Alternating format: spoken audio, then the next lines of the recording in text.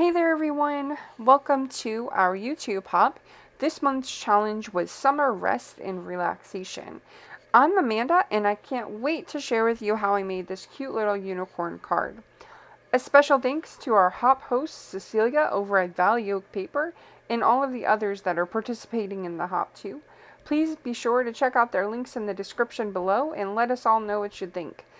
If you're as excited as I am about this, please make sure to give us a thumbs up. I did want to also mention that this month's card was part of the kickoff to our Sharing Summer Hop over on Instagram. Please be sure to check it out. Without further ado, let's go ahead and jump right in.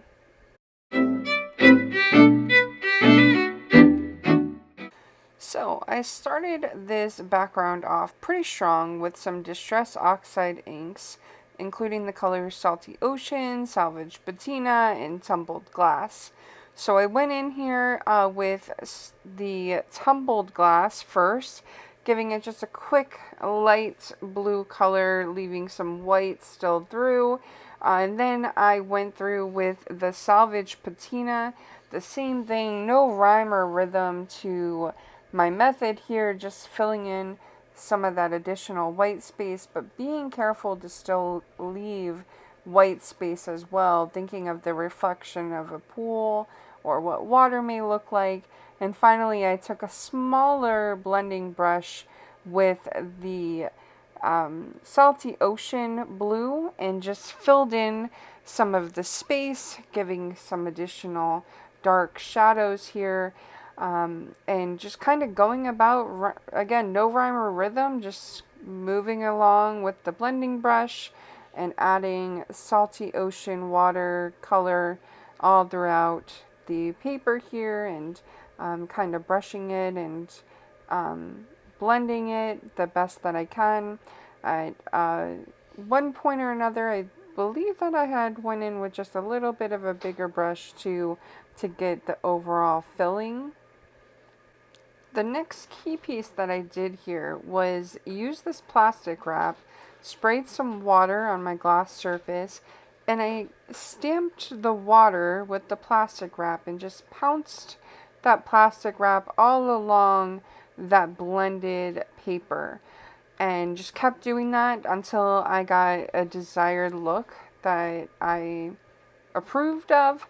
I would go back in and add maybe just a little bit of water, add a little bit more pouncing, and I really love the look that it gave here. As you can see, with that Distress Oxide being resistant to water, and just the way that it works with the water was awesome. Next, I went through and I colored the unicorn. I thought I would go based off of some almost like the primary colors, but not quite, so I did pink and purple and yellow and blue, and added some shading in there. Since it was a white unicorn, I used some gray for shading. The next key piece of this card was the die cuts. So I die cut a piece of the holographic paper, and as you see, it's just the frame there. I didn't want the rest to be wasted behind another piece of paper, so I cut out the frame of it and then put over my water background on top of that, so it had a nice holographic look. Adjusted it a little to determine where and how I wanted my sentiment to go. I opted to do my sentiment on a piece of blue cardstock with white heat embossing ink. White heat embossing powder with the Versamark fine ink. I inked up my stamp, applied it to my paper, and then I pulled out my white heat embossing powder.